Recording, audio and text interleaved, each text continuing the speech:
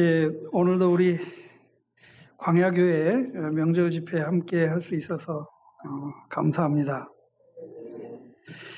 이 가족과 함께하는 이 시간들일 텐데요. 이곳 광야에 모여서 우리가 한 가족을 이루고 또 우리 주님께 예배하는 이 모습은 참으로 아름답고 하나님께 영광이 될 것이 분명합니다. 보라, 형제가 연합하여 동거함이 어찌 그리 선하고 아름다운고. 이것이 바로 하나님의 집이요 천국일 것입니다. 오늘도 우리가 이 천국 식탁에 앉았으니 하나님의 말씀의 떡을 드십시다. 자, 오늘 살펴볼 말씀은 시편 91편 1절에서 3절까지 그리고 14절에서 15절까지 우리 한번 다 같이 한번 읽겠습니다. 시편 91편 1절에서 3절 14절에서 15절까지.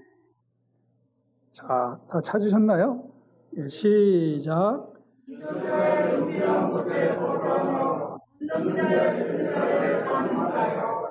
나는 여호와를 향하여 말하기를 그는 나의 피난처요 나의 요새요 내가 그를 사랑하노니 이는 그와 하늘에 사는 분의 온도와 지난 저녁에서 원수의 용서와 14절 15절 하나님이 이르시되 그가 나를 사랑한즉 내가 그를 건지리라 그가 내 이름을 안즉 내가 그를 높이리라. 그가 내게 간구하리니 내가 그에게 응답하리라. 그들이 하나님 나라를 때 내가 그와 함께하여 그를 건지고 영화롭게 하리라. 아멘. 아멘이죠? 예, 이 시편 말씀 너무 우리에게 힘이 되는 그런 말씀입니다. 예, 혹시 그 성편들 드셨어요? 예, 오늘 저녁에 한 번 더 드시기를 바랍니다. 이 말씀이 바로 추석 명절 집회해 주시는 성편이에요. 자, 올여름은 중부지방에 비가 아주 많았습니다. 이 비가 와도 너무 많이 왔고 옥수같이 쏟아져서 물난리가 많이 났는데요. 이번 주에는 보니까 벌써 이제 지난주가 됐네요. 초대형 태풍 흰남노가 올라와서 제주, 경남 그리고 부산에 수많은 피해를 입히고 비구름이 멈춰섰던 포항은 그야말로 아수라장이 됐습니다. 저희 문중 선산도 경기 용인인데요. 지난 8월 비로 도로가 파손돼서 복구하느라고 애를 썼고 이번에는 제가 현장 근처서 숙박을 하며 대비했던 그런 적이 있습니다. 제가 이 봄 일들을 또 여름 손봐야 될 일을 다 마치고 이번엔 휴가로 저희 딸이 유엔에 해외 근무해가지고 거기를 다녀왔거든요. 근데 마침 그 기간에 비가 장마도 다 끝난 기간인데 와가지고 아주 그냥 그 전화들이 오고 또 와서 복구들을 하고 그래서 제가 좀 병이 나가지고 지금 목소리가 현찮은 지금 그런 상태에 있습니다.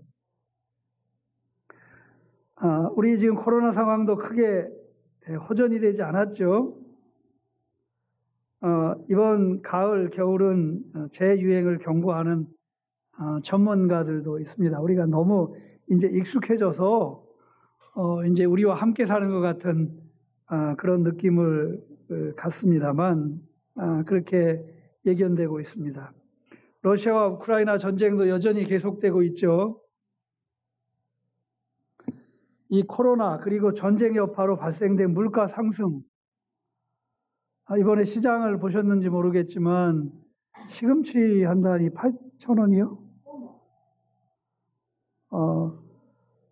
또 금리 인상으로 사회적 경제적 불안이 가중되어 있는 이 시기를 우리가 지나고 있습니다.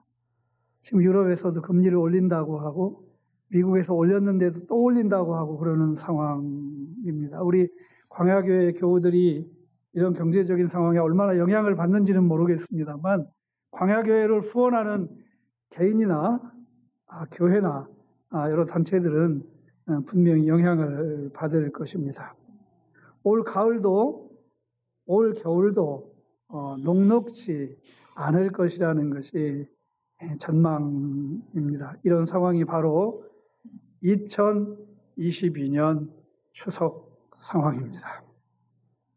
자, 오늘 저녁 우리 추석 광야 가족 잔치상에 오른 떡은 시편 91편입니다.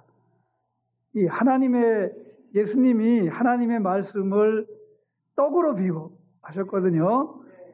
그 말씀. 근데 그 떡은 예수님 자신이에요. 그래서 제가 이런 은유를 사용하고 있습니다. 지존자의 은밀한 곳에 거주하며 전능자의 그늘 아래 사는 자여, 나는 여호와를 향하여 말하기를 그는 나의 뭐예요? 피난처요, 나의 요새시요, 내가 의뢰하는 하나님이라 하리라. 폭우가 쏟아지고 태풍이 몰아치고 전염병이 창궐하고 물가가 천정부지로 솟고 금리가 높아 숨을 조여오고 있는 이 상황, 이 현재, 이 씬에서 여호와는 나의 피난처요, 요새요, 내가 의뢰하는 하나님이라. 이것을 알고 믿고 이대로 구하고 이 믿음 위에 사는 것이 오늘 저녁 우리가 한 번 더 먹을 송편입니다. 위기의 상황, 이 절박의 상황, 찰나의 상황, 갑자기 강물이 불어 지하 주차장으로 엄습하고 나가려고 벌버둥 쳐도 거센 물결을 헤쳐 나아갈 수 없고 그저 휩쓸려 숨도 쉬기 어려운 어둠의 지하로 빨려 들어가는 것과 같은 그런 상황, 이런 상황들을 우리는 수없이 이 땅에서 만납니다. 제가 포항 재회의 그 한 가정 이야기 들으니까 너무나 가슴이 아파요. 엄마가 아파트 단지에 광고 방송을 듣고 차를 꺼내려 갔는데 그 아들이, 엄마가 또 혹시 무슨 일일까 봐 아들이 따라갔잖아요.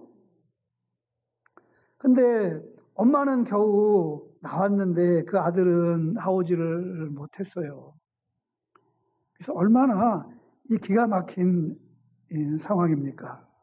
비록 우리가 이런 똑같은 상황들을 경험하지 않더라도 이와 비슷한 상황들을 이 세상에 살아가면서 수없이 경험을 합니다.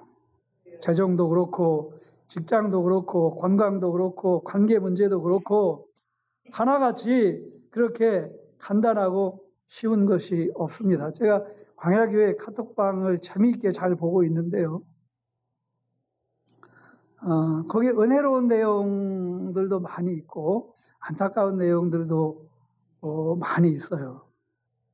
그래서 간혹 어떤 한 분으로 인해서 염려들이 많이 생기고 이제 그러는 것을 보기도 하는데 그것이 우리가 살아가면서 겪는 그런 관계의 문제이기도 하고 우리 인간 자신의 문제이기도 하고 우리가 피할 수 없는 그런 우리의 삶입니다.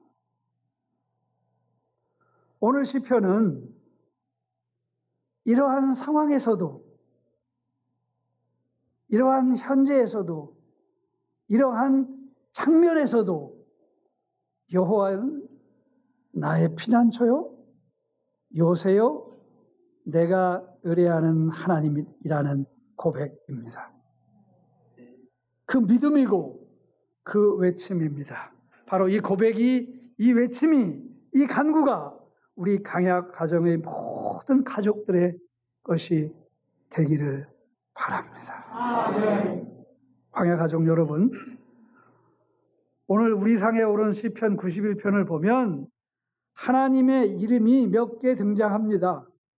1절에서 3절에만 넷이 등장하는데 지존자라는 이름, 전능자라는 이름, 여호와라는 이름, 그리고 하나님이라는 이름이 등장합니다. 14절에 보면 그가 내 이름을 안즉 내가 그를 높이리라 했는데 우리가 여기 하나님의 이름에 주목을 해 보십시다. 우리가 전에 하나님의 이름에 대해서 일부 묵상한 적이 있습니다. 여호와 즉 야훼 스스로 있는 자 그리고 전능자 곧 전능의 하나님에 대해서 묵상해 본 적이 있는데요. 지금은 다 잊어버리셨겠지만 하나님의 이름이 전능자라는 뜻은 이 전능이라는 뜻은 능력자, 힘이 있는 자 이렇게 어려운 말이 아닙니다. 하나님의 이름이 전능자라는 말은 힘이 있는 자라는 말이에요. 제가 광야에 올 때마다 이렇게 느끼는 것이 뭔가 하면 예수님과 가장 닮은 교회. 오늘도 이 특성들을 하시는 것을 보면 다 이제 모든 분들의 이 영성과 믿음, 이 성향이 다른데 예수님이 아마 이렇게 한 집에 방문해서 집회를 하실 때 꼭 이런 상황이 발생했을 것 같아요. 어떻게 보면 격식도 없고, 그렇죠? 그냥 우리 마음이 동하는 대로 아마 바리새인과 이 서기관이나 율법사들이 그걸 보면 너네들 도대체 뭐 하는 거냐? 이랬을 법한. 그런데 예수님이 그것을 너무 사랑하시고 너무 소중하게 여기시고 그것을 가슴에 안는. 그래서 제가 광야교회에 오면 예수님을 만나고 돌아가는 것 같은 그런 경험을 항상 해요. 사랑하는 광야교회 교우 여러분, 예수님이 가장 사랑하는 교우 여러분, 목사님도 예수님을 가장 많이 닮은 목사님이세요. 제가 어떻게 이런 말을 하냐면 제가 예수님에 대해서 전공한 사람이에요.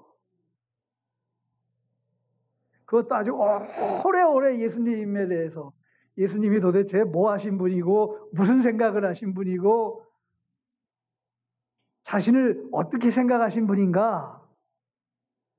근데 그 답은 우리 임명희 목사님 보면 근사치에 가까워요. 그냥 여러분들 손잡고 그냥 안아주시고 어떻게 보면 그 사연들 다 그렇게. 그래서 여러분들 하나님이 다른 데 있다 생각하지 마시고 이 광야교회에 계시다 생각하시고 또 우리가 이렇게 집회를 형식적으로 하는 것 같습니다만 하나님이 우리에게 오시는 방법이 이런 집회들을 통해서 오셔요. 그리고 이런 목사님들의 말씀 선포를 통해서 우리들의 기도를 들으세요.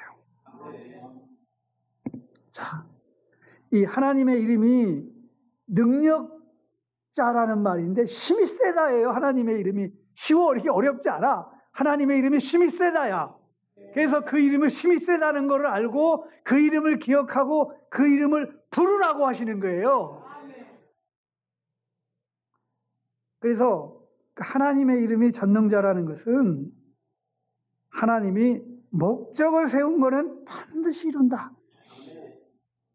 그 뜻이 들어있어요. 그리고 두 번째는 하나님이 하고자 하는 것은 반드시 하신다. 그 다음에 세 번째는 하나님은 다른 모든 것보다 가장 뛰어난 능력을 가지고 계신다. 제가 성경에 이 전능자 하나님의 이름이 쓰인 것을 찾아봤어요.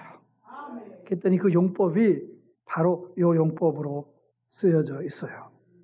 우리가 자녀들의 이름을 질 때도 그냥 함부로 짓지 않죠? 그 이름이 그들의 성격이 되고 그들의 운명이 되기를 바랍니다. 그리고 그들이 그 이름처럼 자라고 이름처럼 살고 이름처럼 되기를 원합니다. 그런데 하나님이 스스로 자신의 이름을 지셔가지고 우리에게 부르라고 하셨다면 그 이름에 담긴 하나님의 의지와 하나님의 뜻과 하나님의 하시는 일은 너무 명백하겠죠? 그래서 하나님은 그분의 그 이름을 통해서 그분이 어떤 분이시고 어떠한 일을 하시고 그 이름을 통해서 정확하게 알도록 해주셨어요. 그래서 하나님께서는 그 이름으로 자신을 알려주시고 그 이름을 부르는 자들이 그 이름으로 그분을 의지하고 그분에 대한 존경이 커지고 그분에 대한 믿음이 견고해지도록 그렇게 하신 것입니다. 그래서 오늘 말씀해 보면 시존자의 은밀한 곳에 거주하며 전능자의 그늘 아래 사는 자요. 하나님의 이름이 전능자이고 그 그늘에 사는 자, 그 자를 하나님이 지키시고 보호하시고 인도하신다는 것을 오늘 시편이 우리에게 가르쳐 줍니다. 여호와여, 주의 이름을 아는 자는 주를 의지하오리니 이는 주를 찾는 자들을 주께서 버리지 아니하심이니이다. 주의 이름을 알고 주를 의지하고 주를 찾으면 그 사람을 주께서 버리시지 않는다는 것입니다. 광야가족 여러분, 오늘 우리 추석 명절상에 오른 떡, 그것은 하나님은 전능하신 하나님이시라는 것입니다. 전능자가 나의 피난처이고 요새시라는 것입니다. 그 전능자가 내가 의뢰하는 하나님이시다. 우리가 이 떡을 먹읍시다. 하나님은 그 이름이 전능자입니다. 지존자입니다. 여호와시고 하나님이십니다. 물론 하나님은 존재적으로 그렇게 또 존재가 사역적으로 나타날 때도 전능으로 나타나십니다. 본질적으로 원리적으로 그렇습니다. 그러나 오늘 이 시편에 보면 나의 피난처요 나의 요새요 내가 의뢰하는 하나님이라고 할 수 있는 자는, 여기서 이제 중요한 포인트 전환이 옵니다. 나의 피난처요 나의 요새요 내가 의뢰하는 하나님이라고 할 수 있는 사람은 1절에 있는 것처럼 지존자의 은밀한 곳에 거주하는 사람이고 전능자의 그늘 아래 사는 자입니다. 우리가 이 하나님이 나의 피난처고 요새고 하나님은 내가 의뢰하는 하나님이시다 라고 한다고 해서 그 하나님이 나의 피난처가 되고 나의 요새가 되고 내가 의뢰하는 하나님이 되는 것이 아니다. 그것을 분명히 이 시편이 가르쳐 줍니다.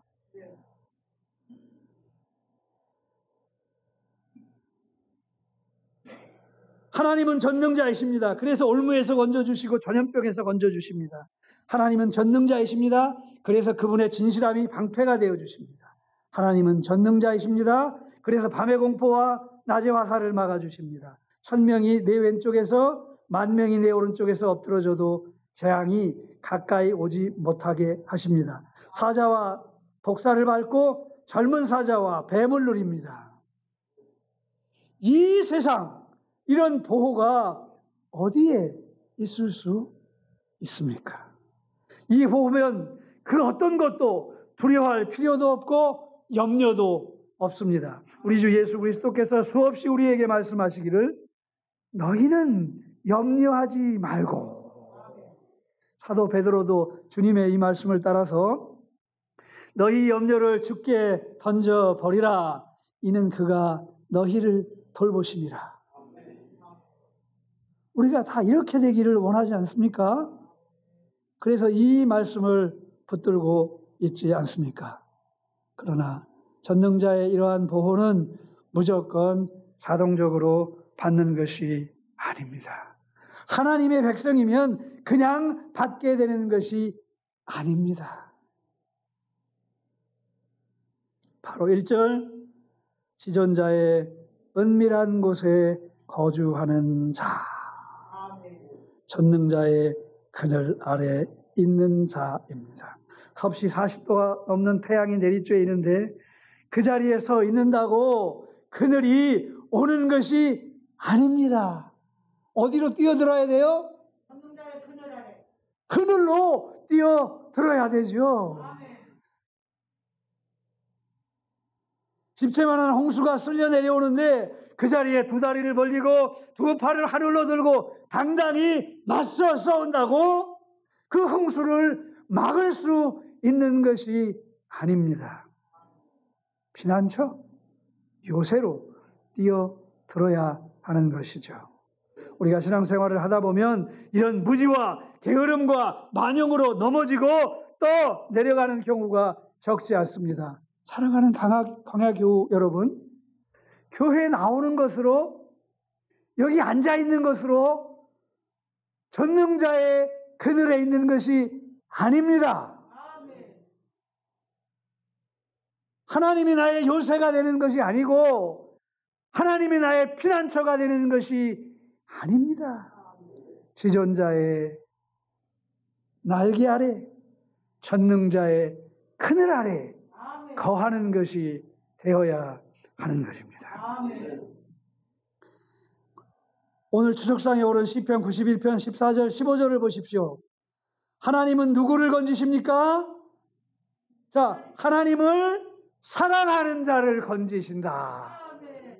하나님이 누구를 높이신다? 하나님의 이름을 아는 자를 높이신다. 하나님이 누구에게 응답하시는가? 바로 하나님께 간구하는 자입니다. 하나님을 사랑하고 하나님의 이름을 알고 하나님께 간구하는 자, 그 자가 환난을 당할 때 하나님이 그 자와 함께 하시고 그 자를 건지시고 그 사람을 영화롭게 하신다는 것입니다. 이 시편의 어법은 이 문학적으로 대꾸법을 쓰고 있어요. 하나의 내용을 비슷한 내용으로 반복해서 같은 내용을 강조하기도 하고 반대 뜻을 나타내기도 해요. 그래서 그 의미들을 보다 분명하게 하고 풍성하게 하는데 이 시편 91편도 이 대꾸법이 쓰여져 있습니다. 그리고 또 그냥 대꾸법뿐만 아니라 그 중에 수미상관법이 쓰이는데 앞에 있는 내용을 뒤에서 다시 분명하게 해서 그 내용을 마무리해 줍니다. 바로 전능자의 보호를 받는 자는 지존자의 은밀한 곳에 거주하는 자. 바로 전능자의 그늘 아래 사는 자라는 것을 이 시편의 문학 양식을 통해서 우리에게 보여주고 있습니다. 여기 거주한다는 말은 사는 거예요. 지존자의 은밀한 곳에 거주한다. 이 거주가 뭐예요? 집에 거한다는 뜻. 그렇습니다. 맞습니다. 거기 사는 거예요. 거기서 살림 차리는 거예요. 거기서 밥도 먹고 잠도 자고 쉬기도 하고.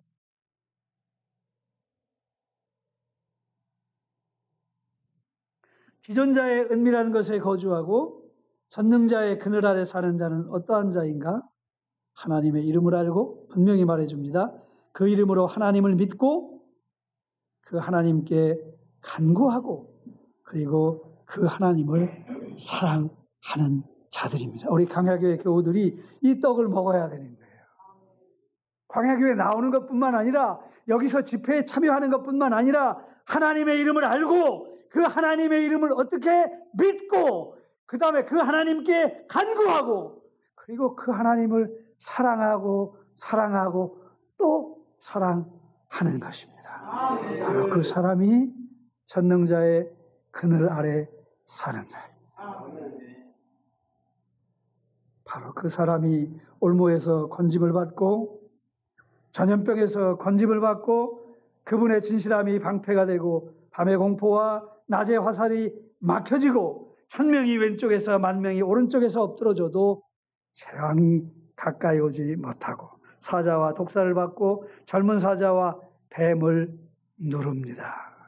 바로 하나님의 이름을 알고 하나님의 이름을 믿고 그 하나님께 간구하고 그 하나님을 사랑하는 자, 바로 그 사람이 지존자의 은밀한 곳에 거주하는 자요 전능자의 그늘 아래 사는 사람입니다. 전능자의 그늘 아래 사는 자, 하나님의 이름을 알고 그 이름으로 하나님을 믿고 그 하나님께 간구하고 그 하나님을 사랑하는 자. 하나님이 이르시되 그가 나를 사랑한즉 내가 그를 건지리라. 그가 내 이름을 한즉 내가 그를 높여주리라. 여호와여 주의 이름을 아는 자는 주를 의지하오리니 이는 주를 찾는 자들을 주께서 버리지 아니하심이니이다. 사랑하는 광야교회 교우 여러분, 특별히 예수님의 사랑을 뜨겁게 받는 우리 형제 자매 여러분, 주의 이름을 알고 주를 의지하는 자, 주께서 이 사람들을 버리지 아니하신다고 했습니다. 하나님이 전능하신 하나님이라는 것을 안다면 그 사람은 반드시 기도하게 되어 있습니다. 우리 광야교회는 기도하는 사람들이 늘어나기를 원합니다. 무조건 교회에 오면 엎드려 기도하는 사람들로 가득 차게 되기를 원합니다. 왜냐하면 하나님이 전능하신 것을 알기 때문입니다. 하나님은 기도하면 응답하리라고 분명히 오늘 저녁 집회에서도 약속을 하고 계십니다. 그가 내게 간구하리니 내가 그에게 응답하리라. 전능자 하나님이 약속을 하신 것입니다. 지극히 높으신 이의 은밀한 곳을 거처로 삼는 사람은 간구하고 요청하고 구하는 사람입니다. 믿지 않는 사람, 믿음으로 나아가지 않는 사람은 전능자의 그늘을 경험할 수 없는 것입니다. 우리 광야 가족 여러분, 2022년 추석, 과거도 어렵고 현재도 더 어렵고 미래는 더 어려울지도 모릅니다. 우리가 이 세상에 그리스도인으로 살아가는 동안, 우리가 이 땅에서 우리의 소명을 지고 가는 동안 어려움과 불안과 공포는 떠나지 않을지도 모릅니다. 놀람과 두려움, 낙심과 실망과 절망은 도처에 도사리고 있을지도 모릅니다. 그러나 지존자의 은밀한 곳에 거주하는 자, 전능자의 그늘 아래 사는 자, 그 자는 하나님의 이름을 알고 하나님을 알고 그 믿음으로 하나님께 간구하고 그 하나님을 사랑하고 또 사랑하기 때문에 하나님이 그를 건지시고 하나님이 그를 높이시고 하나님이 그에게 응답하신다는 것이 오늘 저녁 우리가 한 번 더 먹을 떡, 바로 추석 성편이 됩니다. 환난을 당할 때에 하나님이 건져주시고 영화롭게 하신다는 것이 오늘 우리 추석 저녁 밥상에 하나님이 올리신 우리의 음식입니다. 이것을 먹고 이것을 즐기고 이것으로 우리가 살고 이것으로 든든히 견고히 서십시다. 전능의 하나님의 이름으로 알리신 이 하나님을 붙들고 의지하십시다. 이 이름을 알고 이 이름을 의지하는 자를 주께서 버리시지 않는다고 하셨습니다. 우리를 찢으셨으나 낫게 하실 것이요 우리를 치셨으나 싸매어 주실 것이라. 이틀 후에 우리를 살리시며 셋째 날에 우리를 일으키시리니 우리가 그의 앞에서 살리라. 그의 나타나시면 새벽빛같이 어김없나니 비와 같이 땅을 적시는 늦은 비와 같이 우리에게 임하시리라. 아멘. 말씀을 마치겠습니다.